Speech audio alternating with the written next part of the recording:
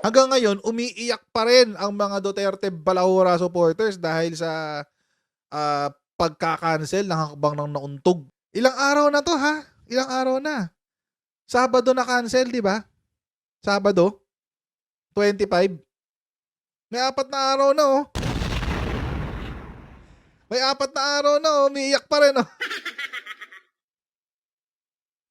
4 na araw na guys. Nag-iiyak pa rin ang mga Duterte Balahura supporters dahil sa Tacloban na yan. Labas yung si Digong. Nasaan ba siya? Bakit puro mga puro statement lang ang ginagawa niya? Dati may mga pa-presscon pa siya sa Davao. Pag may mga ganyan-ganyang issue, nagpapa-presscon sa Davao. Ngayon, walang pakita. Nasaan ba kasi si Digong? Nakita niyo naman yung post ko sa Facebook, di ba? Sabi ni Malutikia. Sabi niya, hindi raw matanggal-tanggal sa kwentuhan si Duterte. Ganun daw kalakas ang impluwensya ni Duterte, etc. etc. Alam nyo mga kotsero, kaya lang naman siya napapansin, tulad nga sinabi ko kanina, dahil, doon sa Facebook post ko pala, tulad sinabi ko sa Facebook post ko, kaya lang siya napag-uusapan kasi ngal-ngal siya ng ngal-ngal. Ngal-ngal siya ng ngal-ngal. Tapos mga kotsero, gumagawa pa ng intriga. So kaya siya napapansin kasi nagpapapansin siya. See, wala akong nilagay na effect. Bakit? Kasi gusto kong marinig yun ng mga Duterte Balahura supporters na nandito. Yung digonggong nyo, wala nang impluwensya yan. Wala nang impluwensya. Ilan yung nag-adisan recently sa PDP? 60. Kahapon, si Gwen Garcia umalis na rin sa PDP. Kaya lang siya napapansin, and kung makarating man to kay Malutikia, I don't care. Kaya lang napapansin si Digong kasi papansin siya. 100 daw ang umalis, hindi lang daw 60. 100. Papansin kasi siya. Para siyang latang walang laman na patuloy niyong kinakalampana yung ganun. Pinupukpok niya na pinupukpok. Yun. Ganun siya. Eventually, ang tao, makukulta sa ganun. Makukulta sa ganung klaseng gawain. Tingnan nyo, ano nangyari? Bagsak si Sara sa satisfaction rating niya, di ba? 11%. Guys, magsa-shoutout muna tayo sa mga kaibigan natin sa Sendwave. Ayan. So kayo po ay nasa US, UK, Canada, Italy, France, Spain, Ireland, and Belgium, may pwede na po kayo magpadala ng inyong mga remittance sa Pilipinas. Gamit po ang Sendwave. Ang gagawin nyo lang ay download ng Sendwave app, gawa kayo ng account. Ilagay nyo yung bank account details nyo dyan at pwede na kayo magpadala sa GCash, cash pickup at iba't ibang mga pawn shop sa bansa. At kapag ginamit nyo po ang promo code na Coach Jared, makakuha pa kayo ng karagdagan $20 free credit kaya gamitin na sa Sendwave for all of your remittance needs. Okay, here we go. You can't even start a movement. Ilang buwan na kayong nagja-jump start ng people power. Walang sumusunod.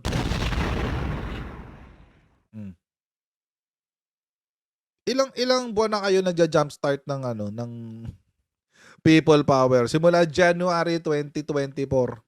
Mayo na. Pa-June na nga eh. 6 months na. Magsi 6 months na pala. Gusto nyong mag-umpisa ng people power pero walang nangyayari. Ganun siya kawalang impluwensya. Imagine, sa sobrang kawalan niya ng impluwensya, nilalayasan na siya ng mga politiko. Alam nyo kasi, kung malakas pa rin ang PDP because of Duterte, at may impluwensya pa rin si Duterte, hindi sila aalis. Hindi sila mag-aalisan. Nag-aalisan eh. Ibig sabihin, wala na. Wala nang relevance tong matandang kirat na to. Alam niyo, matagal na ako nagtataka, bakit ganyan yung isang mata ni Digong? Bakit? Wala na. Kaya nga tinanggal na yung laban eh. Kasi wala na kayong laban. And he has no one else to blame but himself. Seriously. Wala siyang ibang sisisihin kundi sarili niya. Ito kasi hanggang ngayon, iniiyak pa rin nila to, yung sa Tacloban. In fact, mga kotsero, naglabas pa ng statement si Baste. Naglabas pa ng statement. Ay, medyo tikal talaga ang mukha. Oh. Sabi, All we are asking is to hear us out. Ay, gusto lang naman namin pakinggan nyo kami. Ay, yung drama. Di baste. 6 na taon na kayong pinakinggan eh. Wala naman kayo nadulot na mabuti. Tapos ngayon, gusto nyo pakinggan pa rin kayo? Kahit wala na kayong dinudulot na mabuti. What kind of BS is that? Sabi niya, the aim is to express sentiments in order for us to help build this nation. Ay, wow. Talaga nga naman, oh. Biktima kayo ngayon. Alam niyo kung ba't nagsasalita ng ganito si Baste. Tapusin ko muna, basahin muna natin to. It is not really na may gusto kaming pabagsakin. All we are asking is to hear us out, and they don't even allow that. As a Filipino citizen right now, I feel oppressed sa mga ginagawa nila. Oppressed ka pa? Oppressed ka? Mayor Baste, ulitin ko ha. Mayor Baste, oppressed ka? I don't think you understand the word oppression. Mukhang hindi mo yata naiintindihan ng salitang oppression. Mayor Baste Duterte. Masyado kang madrama naman. Feeling ko natutunan mo sa tatay mo to eh. Natutunan mo sa tatay mo to, I'm sure, kasi ganyan magsalita si Digong. Biktima kayo. Dito talaga ako natawa eh. Ayan, at syempre, sasalsalin ni SMNI yan. Tinan nyo. Kinwestiyon ni Davao City Mayor Baste Duterte ang ginagawang pagpigil ng kasalukuyang administrasyon sa Maisog Rally. Ayon kay Baste, tila hindi na makademokrasya ang ginagawang pagharang na ito sa kanilang pagtitipon-tipon upang maglabas ng kanilang saloobin sa mga problemang kinakaharap ngayon ng bansa. Narito ang report ni Valde Vinegracia. Hindi mo naman pwede na pagsabihan yung isang individual, you tell somebody to shut up because that is very undemocratic pag ginawa niya. Iyan ang punto ni Davao City Mayor Sebastian Baste Duterte matapos na muling hadlangan ng kasalukuyang administrasyon ang nakatakda sana Maisog Rally sa Tacloban City nitong weekend. Ayon kay Mayor Baste, isang simpleng karapatan ng bawat Pilipino ang paglalabas ng hinaing sa mga nakikita nilang nangyayari ngayon sa bansa. It's a simple right actually. Magsabi ka lang kung ano yung, how you feel about, sa mga nangyayari ngayon. And I do believe that there is nothing wrong with that. Wala namang mali dyan. Tanong tuloy ng mas batang Duterte. Before this administration, it has always been a practice in the Philippines na kung may sentiments tayo, nagsasalita naman yung mga tao. So, ngayon bakit hindi? It really is very frustrating and oppressive. Binigyan diin naman Pinutol ni SMNI yung parte na na gusto ko yung parinig sa inyo. Pero buti na kalkal ko, nahanap ko yung parte na yun. Anyway, tapusin muna natin to. ni Mayor Baste na ang Maisog Rally ay isang mapayapang pagtitipon na ang tanging layunin ay mailabas ang kanilang saloobin sa pamalaan. Hindi rin anya sila naghahanap ng gulo gaya ng ibang mga kilos protesta. Sa huli, hindi isinasantabi ni Mayor Duterte ang posibilidad na mangyari rin sa iba pang nagtatakdang Maisog Rally ang ginagawang panggigipit na ito ng administrasyon at matutuloy na lang anya ito kung titindig at maninindigan sa tama ang local chief executive sa isang partikular na lugar. Para sa Diyos. Mind conditioning. Mind conditioning, guys. Oo, mind conditioning yung nangyayari dyan. Sinasabi niya, parang parang sinasabi na niya, yung mga future na yung mga future na hakbang ng Maisog, kapag na-cancel yan, ibig sabihin, pinakialaman ng Malacanang. Yun ang gusto niya sabihin dyan. Walang walang, yun yung kanyang ibig sabihin dyan. No questions about it. Pero mga kotsero, etong ginawa ni SMNI, hindi niya sinama yung quote na binasa ko kanina. Papakita ko sa inyo. Buti nakalkal ko siya, pero sinama ko na siya dito. Ito yun. Ito yung parte na yun. I feel oppressed. I feel oppressed daw, guys. I mean, the aim is The aim. to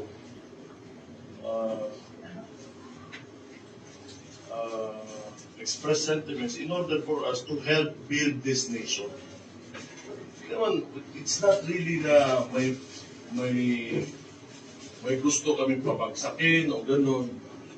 All we are asking is to hear us out. And they don't even allow that. So, well, kung ganun, para ako as an individual, as a Filipino citizen, right now, I feel oppressed sa ginagawa nila. Nakakahiya naman, baste. Mukhang nakalimutan niya yung ginawa ng tatay niya doon sa teacher na taga Sambales.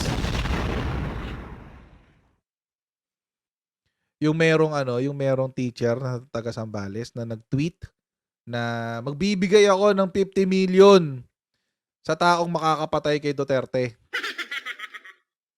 Anong ginawa doon ng Duterte administration? Mga kotsero, simpleng teacher lang yun ha. Simpleng teacher. Anong ginawa ng Duterte administration? Pinahanap 50 billion. Saan kukuha ng 50 billion? Anong ginawa? Pinakalkal sa NBI, pinahanap, natunton ng NBI, inaresto, binalandra sa media. Ito yung terorista na papatay sa presidente for 50 million o 50 billion pesos. Iyak nang iyak yung mama. Pinaamin pa na nagpapapansin lang ako. Kinasuhan ng NBI. 3 beses binasura yung kaso. Ano yung kaso? Yung unang kaso, yung unang kaso was sedition. Si Alvarez nga, nagtawag ng pagtatraidor ng mga talikuran na raw ng AFP si presidente. Yun ang seditious. Pinahuli nyo ba? Hindi. Pinahuli ba ng Marcos administration? Hindi. 50K lang? O kahit na, may 50K ba si Kuya? And even then, hindi talaga nila inisip kung seryoso yung yung statement na yun o hindi. They actually considered it a threat. Hindi pumalya yung sedition. Kinasuhan nila ulit, inciting to sedition naman. Pumalya din yung inciting to sedition. Nag-motion for reconsideration, pumalya rin yung motion for reconsideration. Walang kaso yung kuya. Binalandran nyo, pinahiya nyo, kung ano-anong ginawa ni Digong, at using the NBI. Yun ang oppressive. As an individual, bilang isang individual, ginawa sa kanya yon ng kanyang gobyerno. Kasi hodang yung kanyang political ideology. At this point, mga kotsero, I don't care kung dilawan yun o leftist siya. Kung komunista man siya. Basta hindi siya terorista. I don't care. Bakit?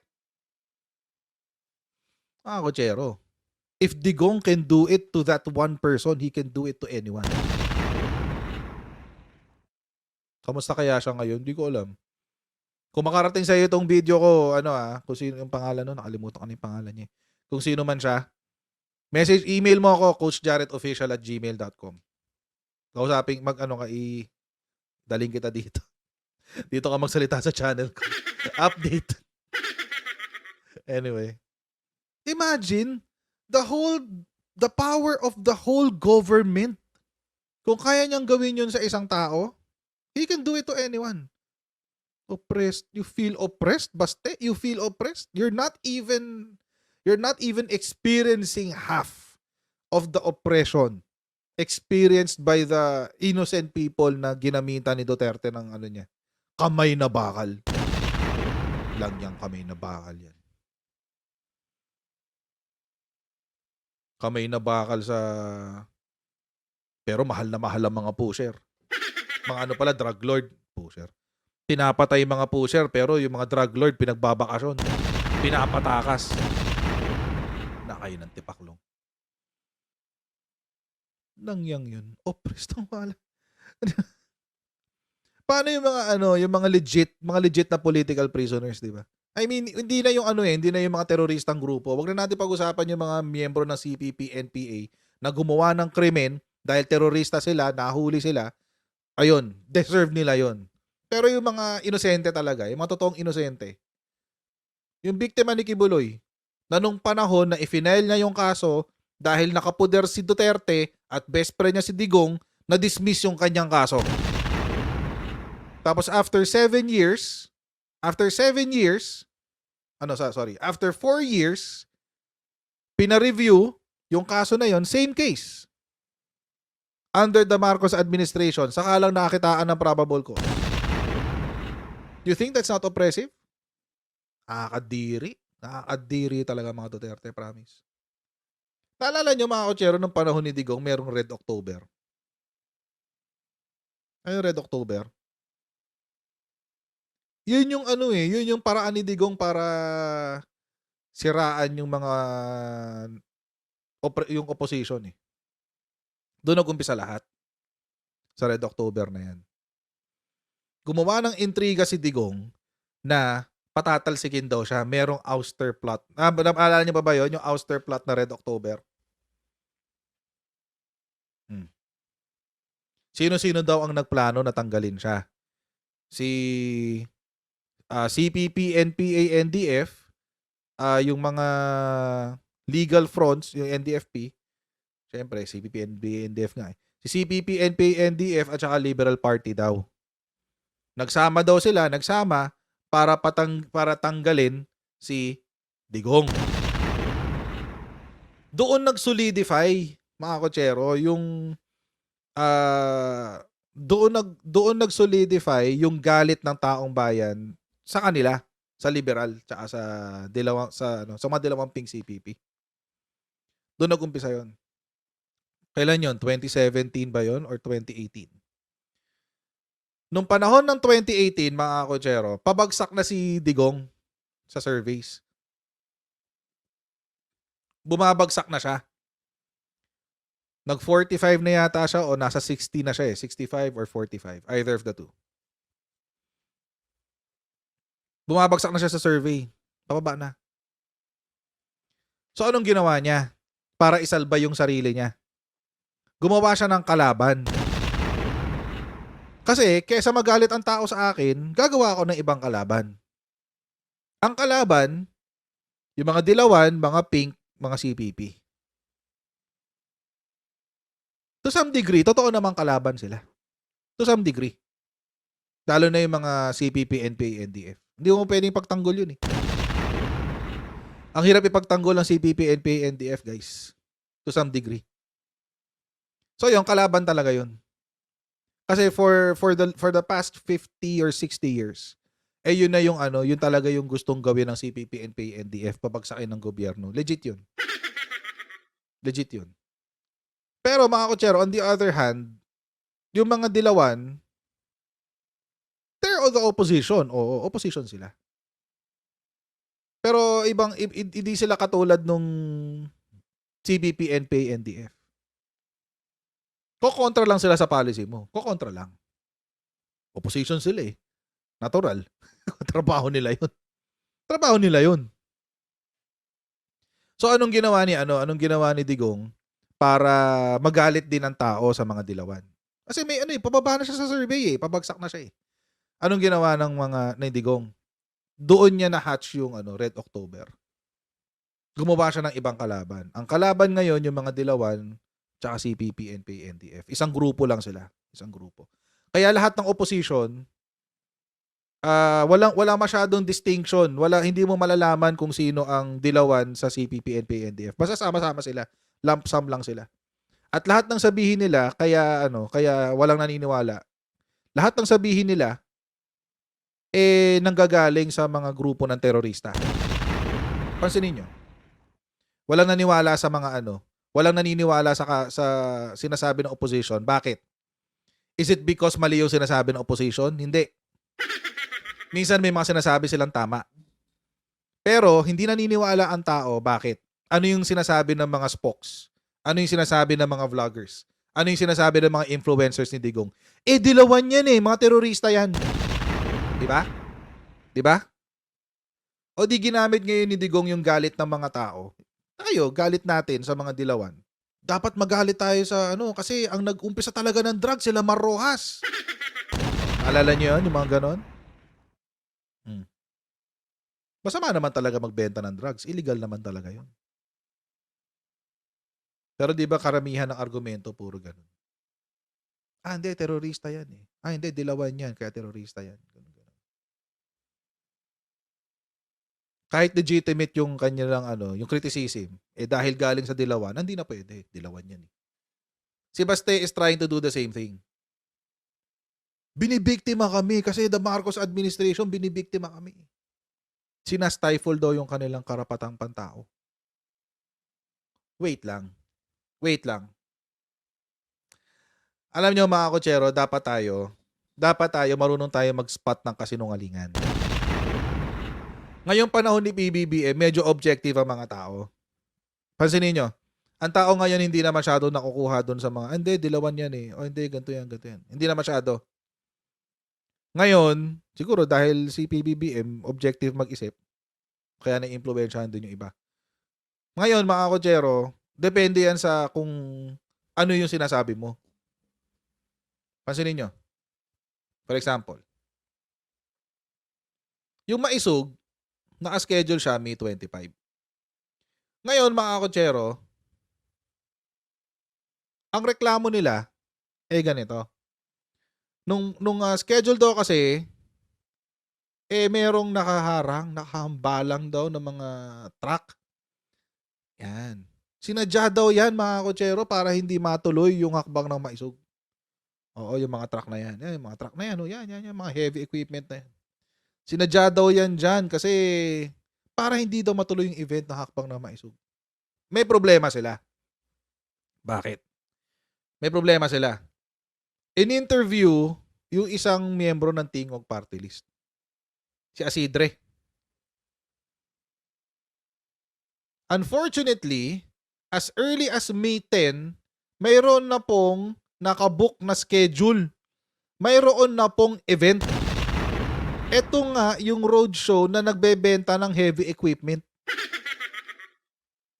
Kailan sila nag-submit ng kanilang request para sa schedule? May 24. Sinong inutil ang magse-schedule ng event, magsasubmit ka ng papeles mo the day before your event? Sinong tanga gagawa niyan? Sino yung event coordinator nitong TAPS? Tanggalin nyo. Tanga-tanga siya. Kailan yung event nyo? May 25. 2025 pa nga eh. Anong kalokohan yan? So wait. Advance lang pala sila mag-isip.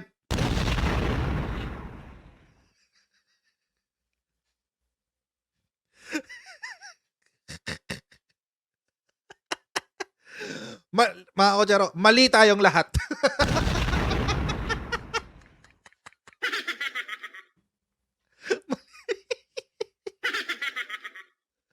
Mali tayong lahat, mga kotsero. Mali tayong lahat. Akala natin sa 2024. Hindi pala. 2025 pa pala. Advance mag-isip. So valid, mga kotsero. Valid. Okay lang pala na isinumitin nila yung kanilang request ng May 24, 2024. Kasi sa 2025 pa pala. So wala kayong karapatan na magreklamo pala, Digong. Wala kayong karapatan magreklamo. Ba't kasi nagmamadali kayo, hindi pala 2024?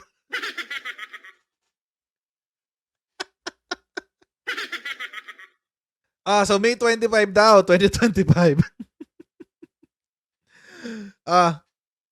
May 25 yung schedule. Tapos, according to Congressman Asidre, napag-alaman na nagpa-schedule lamang ang partido ni Duterte noong May 24. So, ibig sabihin, one day before the event, saka lang kayo umasikaso ng papeles.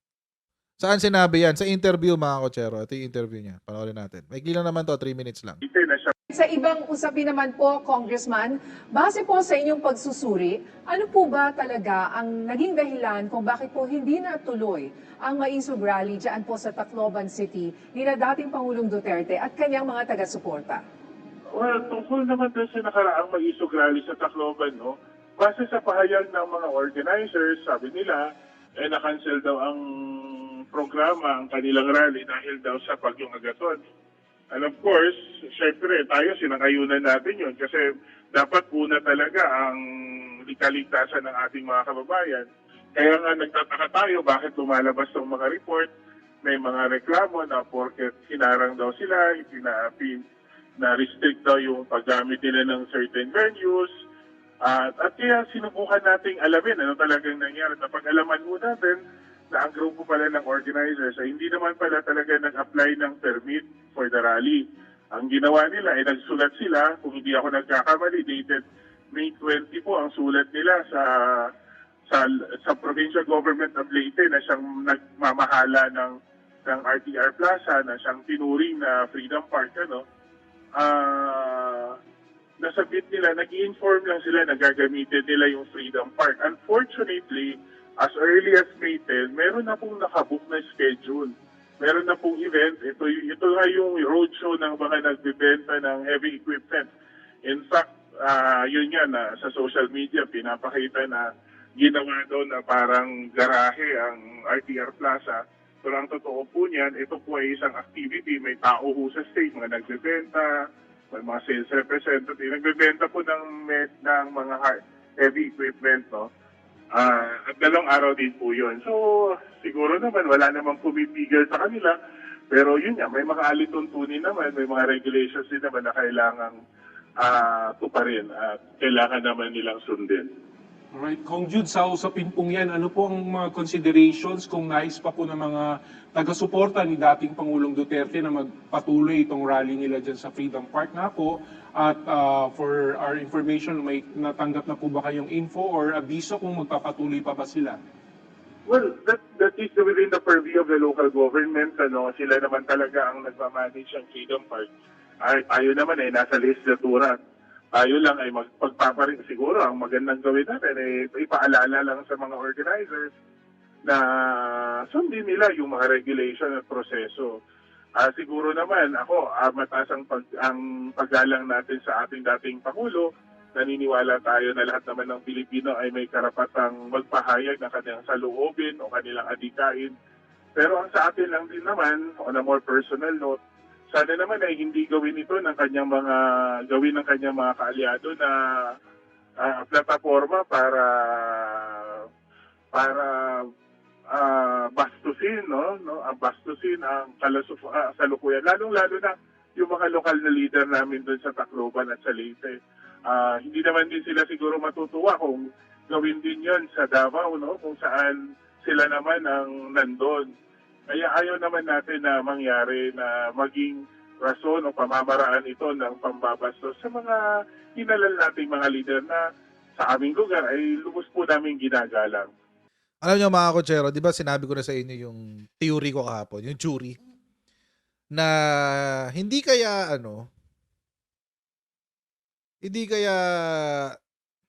in-schedule talaga nila to para i-cancel. Well, it's a conspiracy theory, but it's a theory nonetheless. Kasi mga kotsero, imposible naman na hindi mo itatanong sa opisina ng Leyte kung kailan open ang Freedom Park. Imposible, organizer ka eh. So bilang organizer, aalamin mo kailan libre yung venue. So that's a red flag number 1. Red flag number 2. All of a sudden, nag-schedule ka, naglabas ka ng announcement kung saan alam mo na may gagamit ng venue. Imposibleng hindi mo alam na may gagamit ng venue kasi ikaw yung organizer eh. Syempre, bilang organizer, gusto mong matuloy yung event mo. So, aalamin mo yung schedule kung saan walang gagamit. So, red flag number 1. Red flag number 2, nag-schedule ka ng panahon kung kailan merong gagamit. Red flag number 2. Red flag number 3. I-broadcast mo na may gumagamit ng may mga truck na nakaparada. Ibig sabihin may gagamit. Bo-broadcast mo siya during the time na may gagamit. Red flag number 4. Nagsabi ka lang sa government ng Leyte na ikaw ay gagamit ng kanilang venue 1 day before. 1 day before the event. So ako, mga kotsero, I'm pretty much convinced, mga 70-30. I'm 70% convinced na sinadya nilang, ito, red flag number 5, datadagan ko red flag. Yung mga players, tahimik. Yung mga players tahimik. Wala sila sa venue. Wala sila sa venue. Alam niyo, naging basis ko dyan, si Harry Roque. Kasi siya yung laging nandoon sa mga maisog.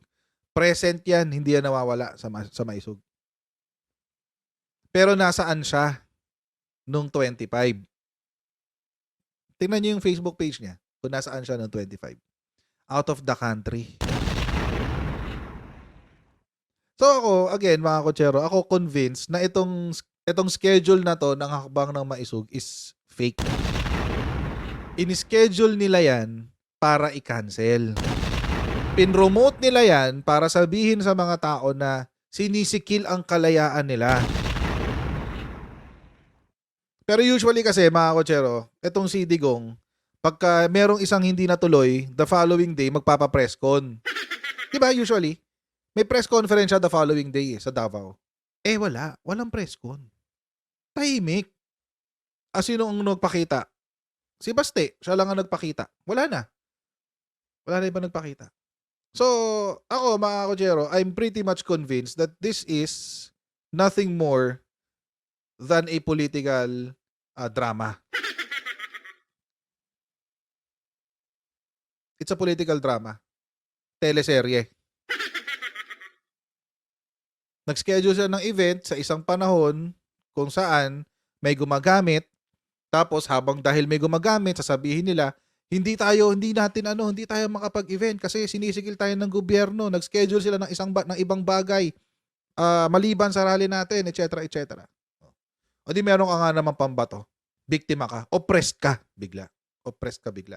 Hindi ko iisipin na peke itong hakbang ng maisog na to, or this is a scripted hakbang na maisog, scripted cancellation, kung hindi sila naglabas ng open letter.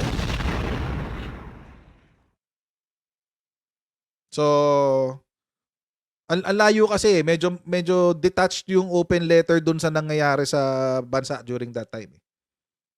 Kasi kung totoong open letter yon to cancel the event, pwede naman lang sabihin na bumabagyo. Sorry, bumabagyo. Hindi tayo magi-event. Tapos. Pero hindi Iba yung detached yung statement. So I think it's not authentic. Scripted siya. Scripted tong cancellation. It's part of the plan para galitin ang tao laban sa admin. Para isipin ng mga taong naniniwala ay Digong na binibiktima ng Marcos admin si Digong. Meron pa nga paliwanag si Mayor Alfred Romualdez. So, pakinggan natin interview niya. Maikli lang naman to. Kay kay Mike Abe. Panood natin to. Maikli lang to. Sige Gusto po. ko lang iliwanag to. Sige po, yung rally. Sige po. Hindi, kasi ang sinasabi nila, Freedom Park yung RTR Plaza. RTR Plaza is not under the control and management of the city government. Ay, ganon. That is under the province of the Leyte government, under the governor yan. So, we do not have any say kung anong ilalagay mo dyan at anong hindi mo ilalagay dyan. Ayun. I am just presuming that the provincial government put heavy equipment there, maybe ready to respond to this bad weather, no? But Oh, I don't wait, have any wait lang, ha. control with that. Obvious na hindi nag-uusap ang Leyte government tsaka si Alfred Romualdez na mayor ng Tacloban City. Hindi nag-usap yung governor tsaka yung mayor Bakit? Kasi siya, ang iniisip niya, baka nagpe-prepare for the storm kaya mayroong mga heavy equipment doon. Ang sinabi naman ng Tingog Party List, ang sabi daw ng government, ng Leyte, governor ng Leyte, meron dong event doon ng heavy equipment. So obviously, hindi sila nag-usap, hindi sila aligned Hindi nila alam kung bakit nagkaroon ng heavy equipment doon. So kung pinepeke to ni Alfred Romualdez, dapat at the very least pareho sila ng sinasabi ni governor, di ba? Kaso hindi. Isa pa po, sinasabi nga ng ng mga gusto mag-rally dito, hindi kailangan ng permit kasi Freedom Park yan. Totoo naman. So bakit ako binabatkos ng permit? Kayo Correct. mismo nagsasabi, hindi kailangan nga ng permit dahil Right. Freedom Park to. Oo. Yung gusto ko iliwanag, Mike, I want to Yes, sir. take Yes, sir. advantage Sige po. now here and to tell you that we are peace-loving people. And for the record, when I was interviewed by Jerry Baha yesterday, Yes. I never mentioned Bastos ang presidente. Hindi po. Kaibigan ko si Presidente Duterte, lahat ng pamilya niya dyan, kaibigan ko. Hindi ako magsasalita na bastos kayo. Hindi po. Ako, lahat ginagawa namin para maging maayos ang relasyon ninyo ng presidente namin. Ayaw namin talaga ng away. Kaya nakikiusap naman ako, nandyan yung anak niyo po, Vice President. Anytime tumawag yan kay Presidente, kakausapin yan. Kung merong gusto kayong ipaabot nyo doon. Pangalawa po, yung anak niyo po, si Congressman Duterte, pwede siya mag-privilege speech sa Congress, pwede naman niya ilabas yung mga issue niya. Correct. Yung mga issue naman nila, doon na lang i-discuss sa Kongreso. We have a democratic process. Yes. Ang nangyari kasi dito, alam mo, sinasabi ng mga Taclobanon, bago mag-eleksyon, kayo-kayo nag-uusap. Ngayon, nagkakaproblema kayo dyan sa taas. Bibigay mo sa amin sa baba yung problema na kami mag-aayos. Ayun na nga. Hindi Correct. dapat ganyan. In fact, si Senator Amy, ilang beses nakikita ko na ayaw niya talagang lumalim. Kung may sugat man, ayaw nga niyang lumalim yung sugat na between the former president and the president. That's why she keeps defending the former president. And the same with the vice president. That's why she is still staying with the president because she is also supportive of the administration. Correct. So, ang nahihirapan dito, ang nakikita ko, ang nahihirapan dito si Vice President, si Senadora, di ba? Ito yung mga iba, nagkakaproblema tayo. Saan ka pa naman Pinapalaki nila nakakita, yan, Mike? Biro lang, ha?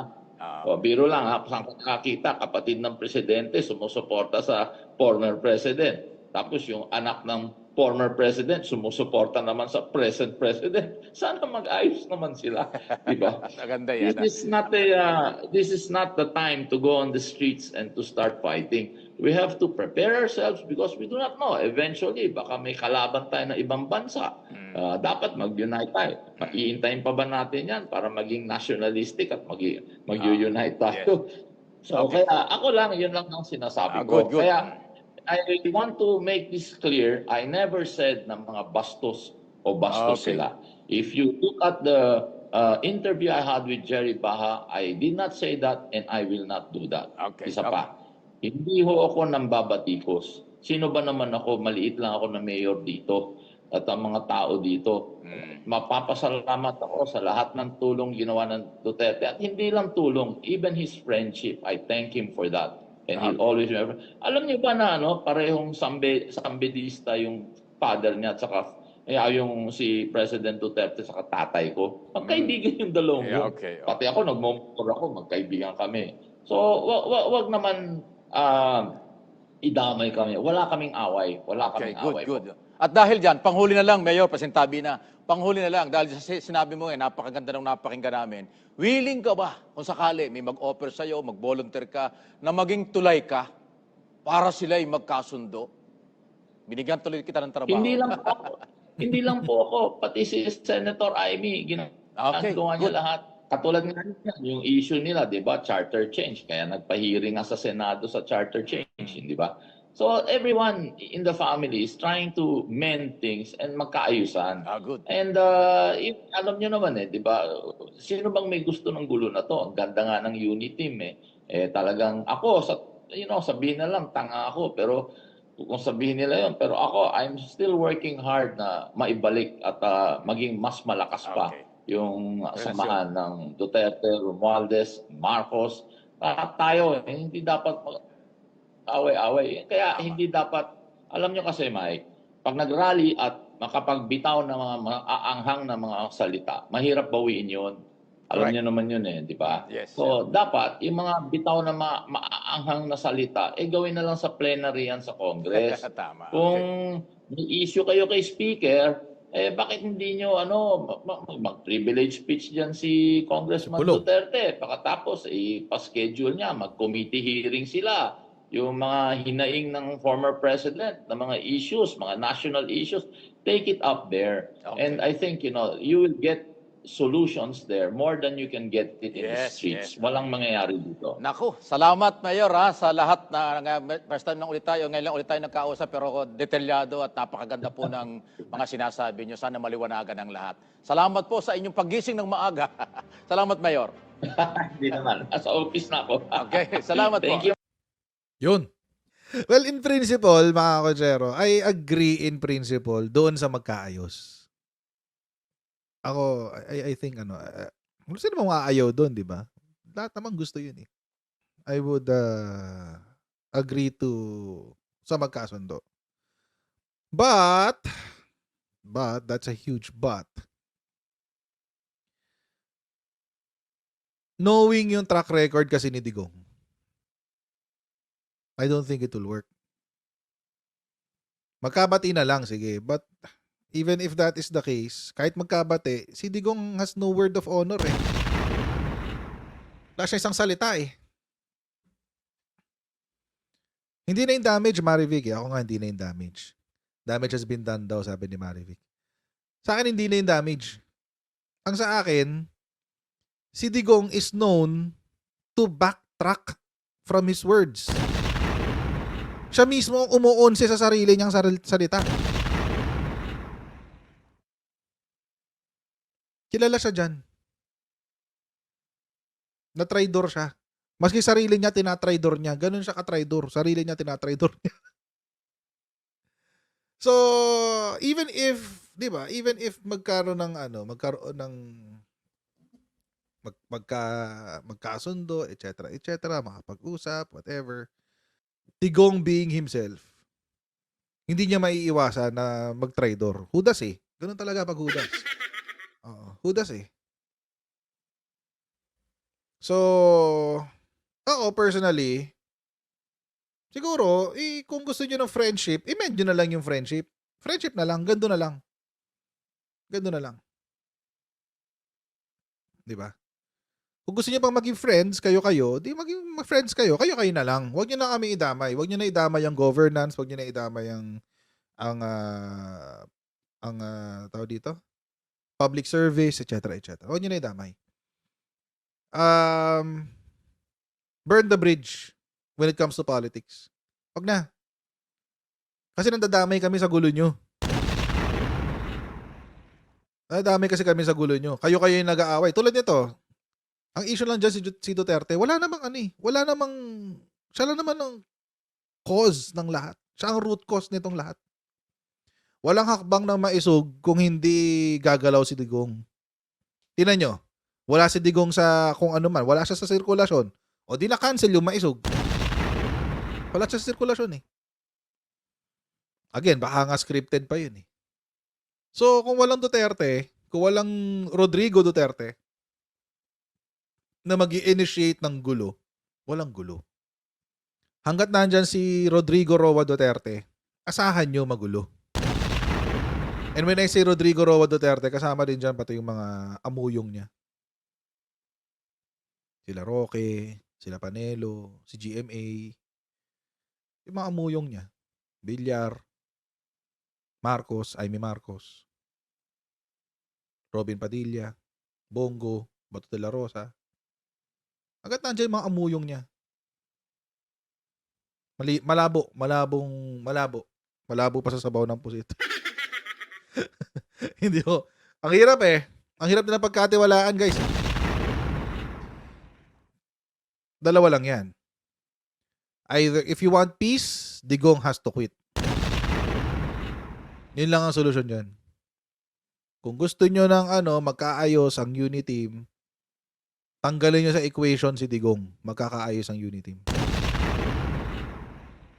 That's it. That's it. Yan ang solusyon dyan. Ang problema, hindi papayag yun. Hindi papayag yun. Magagalit yung mga amuyong niya. Yung mga may interes sa kanya. Yan, sila Kibuloy, si GMA, Bongo, Bato de la Rosa, Roque, Panelo, Amy Marcos, Villar. So hanggat may Rodrigo Roa Duterte na nanggugulo, hindi titigil. Hindi yan titigil. Because again, kung titignan nyo ang history nitong gulo na to, nag-umpisa to kay Rodrigo Roa Duterte. Sa kanya. Tsaka kay GMA. Bakit? Bakit kasama si GMA? Eh siya kasi yung nagplano ng di ba? Kudeta. Sa lower house. Hanggang dito lang po muna tayo mga kutsero. Okay? Huwag niyo po kalimutan mag-like, share, and subscribe sa ating Coach Jared YouTube channel. At may-follow po tayo sa ating Facebook page para lagi po kayo updated sa mga ganap sa ating channel. And I'll see all of you in our next Coach Jared Live. Mali. God bless everyone. See you next time. Bye.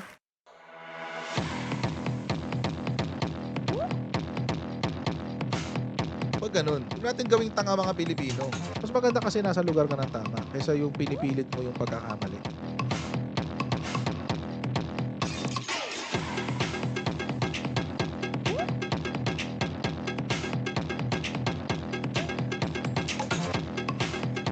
Are they willing to go that far? Hindi makakalimutan ng Pilipino yan hanggat di nasasagot niya. Sino ngayon nagsasabi ng totoo?